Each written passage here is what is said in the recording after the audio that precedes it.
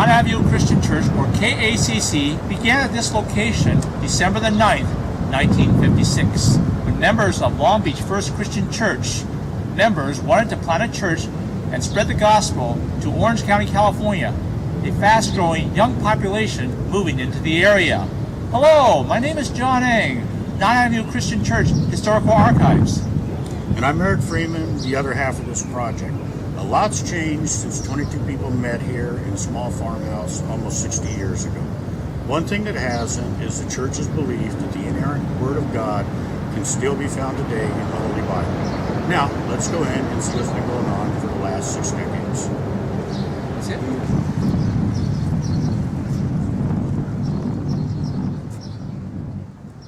We've a story to tell to the nation. To the nation. That shall turn their hearts to the right. Turn their hearts to the right. A story of truth and mercy.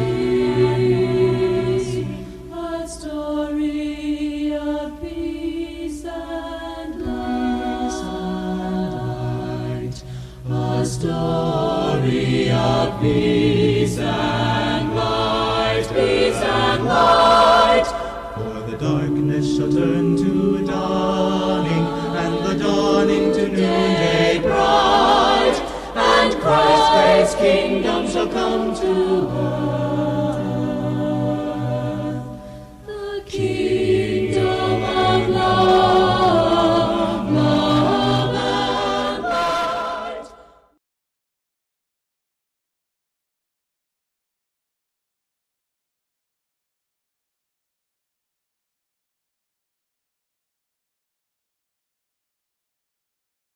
Mac Wright becomes KACC minister in 1966. We were at Napa in a new work, and have been there that long, and we got a call from Knott Avenue, and I believe it was via Irv's nephew, who I can't say anything more than that. Irv had been involved in a former church at Palmdale, and I think that's how we got contacted.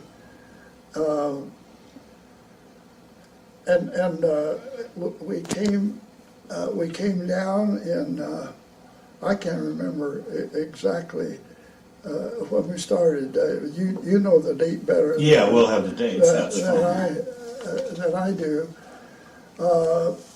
I know that I remember the sermon that I first preached.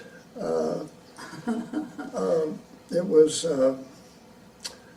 on the Sermon on the Mount, and the first part, and I called it the Blessed Life, and I remember that distinctly. Dwight Good was there doing youth work, and we inherited him.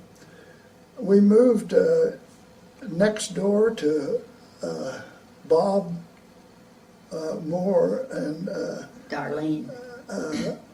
Yes, Bob and Darlene Moore, and I see Bob every once in a while now.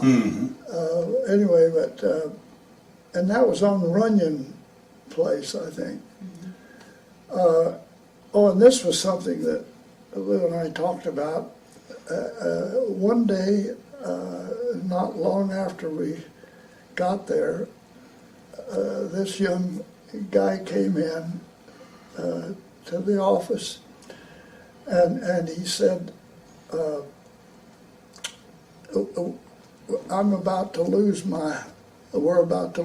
our house, and we need somebody to take it over. And that's how we got our property in Cypress. And we never will get over that. And it No was, down payment, nothing, we just took over. Just took over payments on it. Yeah. Wow. Yeah. And Music ministries and serving expands under Mac Wright. More choir groups, quartets, and singing groups were formed. Church growth continues from a total attendance of 626 in 1966 to 828 in 1969. The south parking lot was completed in 1969, providing much needed orderly parking space on a paved surface. the only thing I remember about it is it was $50,000, and I pushed and said, we're going to need this. We're going to need this. And beyond that, I can't tell you anything. Oh, okay. I don't know the details, but that's something I pushed for. Well, he plays piano. Oh, yes. He Oh, played yes. organ, he could play anything. Anything. He plays by ear. Ear, and he never took a lesson in Don't his know any, life. don't know any music. Very, very good. He hears it, he can play it. Yeah. They got a lot of people involved. They'd even fight a couple over all the time just to get acquainted with them and check out what their talents were. Well, they knew I liked to draw and make things and posters and stuff like that. And she got me to make posters and stuff and pin up on it for the young people and the young, the 6th grades and that age. Music has been a major thing for me. I grew up with it, and I was thinking about, was it Marlene Holland who played the piano, and Shirley Updegraff played the organ.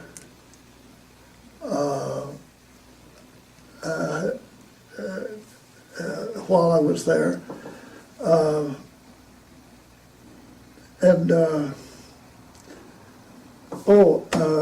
who was directing the choir?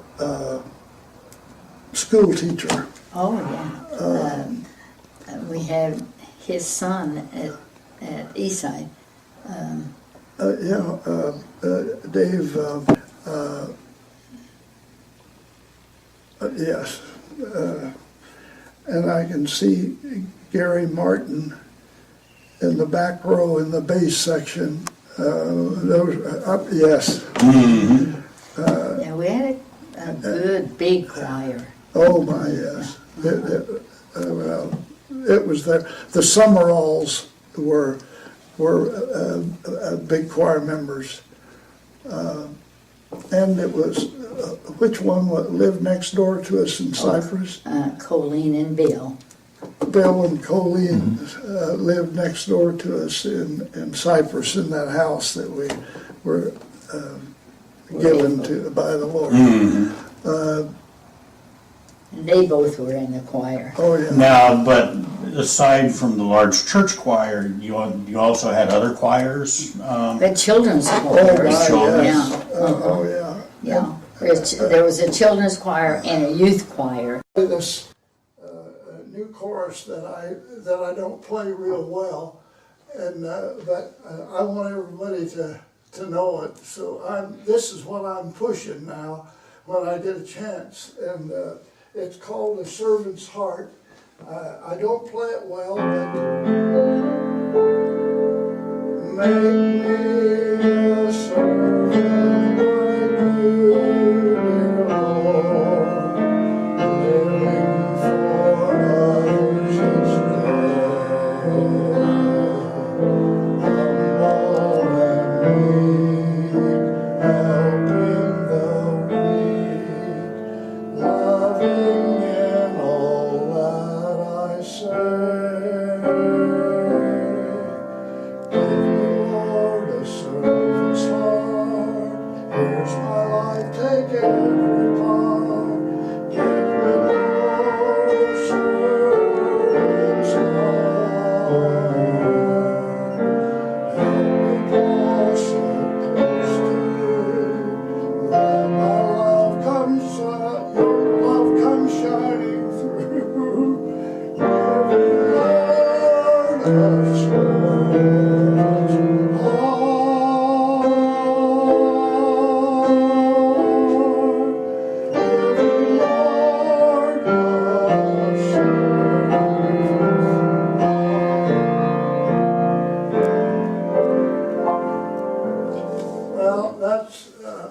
The baby boom generation were now becoming adults and raising families. They grew up at a time of protest, rebellion, and experimenting with alternate ways to seek comfort. KACC, like all churches in the U.S., was in the crossroads of this cultural shift. Larry and Joyce Klassen called this period the Charismatic Movement. And like I say, the Charismatic Movement was going on, and there were a lot of people that were kicked out of their churches because they believed in speaking in tongues, or they believed in the gifts of the Spirit that some of the church people had, not really thought about. And so they felt disenfranchised, so to speak, and they left these churches. Well, Rich Marshall became the lead pastor in 1970 and was one of the youngest ministers at KACC. Some of the charismatic influence that occurred while he was minister at KACC are still around. More diverse programs for music ministry, greater youth influence, and definitely a loosening up of tradition, like casual dress on Sunday. During his tenure, church attendance steadily grew. There was a rise in young people participating in performing and serving in the church. The building and completion of the Christian Education, or CE building, in 1975 provided more classrooms, meeting areas, and the establishment of a Christian-based preschool. Happy anniversary, Knott Ave. This is Rich and Wilma Marshall, pastors at Knott Ave back 1970 through 77. And on your anniversary, we're going to sing a little anniversary song to you. Ready, hon? Mm-hmm. Happy anniversary, happy anniversary, happy anniversary to you. God's above you, and we love you, and we wish you many more anniversaries too. Boom, boom, may your lifetime be a long time, and your hearts with love be true. Keep the joy bells ringing while we are singing happy anniversary to you. Boom, boom. Well, we served here and enjoyed our time at Knott Ave. Remember building the education building. I remember Wilma working with the youth choir. What was the name of that musical you did, hon? Our favorite musical was Natural High. Does anyone remember that musical? Natural High. Well, we're on a natural high now, still on a natural high, loving Jesus. And we... One of the outstanding things I remember, my husband and I were directors of the junior high. We did that for 8 years. And during that time, my husband had a terrible accident, and Rich and Wilma were much involved in this. We went over to the junior high to play dodgeball, and at that time they had a cast iron framework to hang a scoreboard on, and we were playing at night, and my husband ran after that ball and hit his head and peeled the whole front of his forehead off. And Rich and Wilma came to our rescue. She held that flap of skin down, and Rich called the 911 and went in and got ice and put it on Carl's head, and we took him over to the hospital on Long Beach Boulevard. So I've always been indebted to them for that.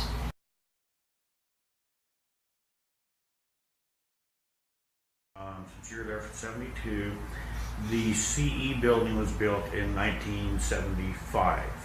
Okay, 75. So you then were very much a part of that also, weren't you? Yes.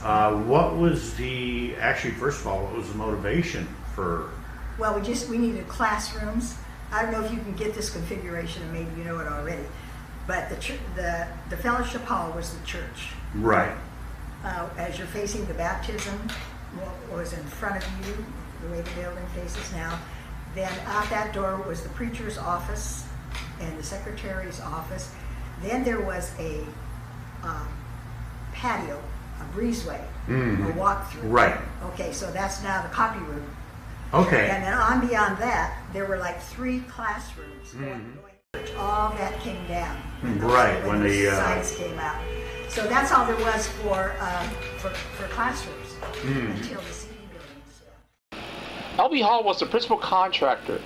Not only was there more classrooms for Sunday school, Bible study, ministries, etc., it also freed up valuable space around the fellowship hall for church offices. It provided a play area for children and was the driving force to start an independent Christian preschool.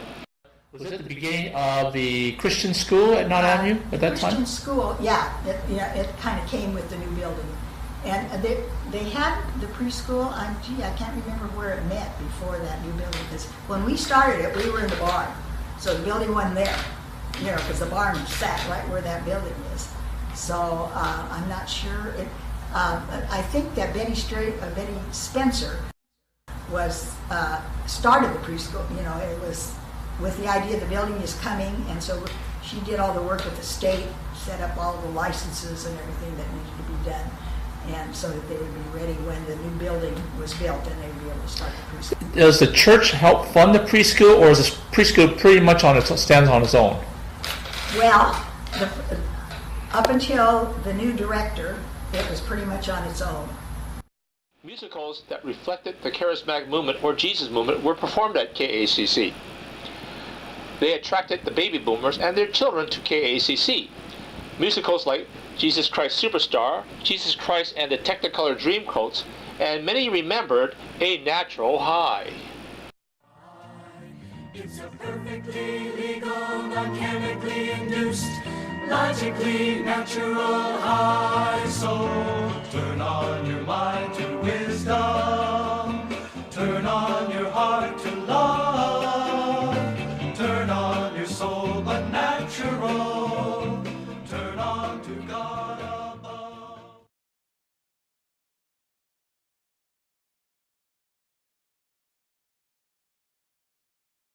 One of the very fun musicals that we did was called Natural High. A lot of kids still remember it. My cousin Dan, Cherie, me, my brother Bob, and Brent were all in the musical. My cousin Dan sang a song, I'm All Thumbs, and my brother Bob memorized Psalms 139. He memorized a lot of part of that. That was just so much of a fun musical. Kim Walter was in it, the Martins, Dan and Gary Martin, a lot of the kids that we grew up with. That was such a fun musical, and we took it to several churches. It's a scientific formula effectively reduced to simple terms so everyone can try. It's a perfectly legal, non-chemically induced, logically natural high. So turn on your mind to wisdom.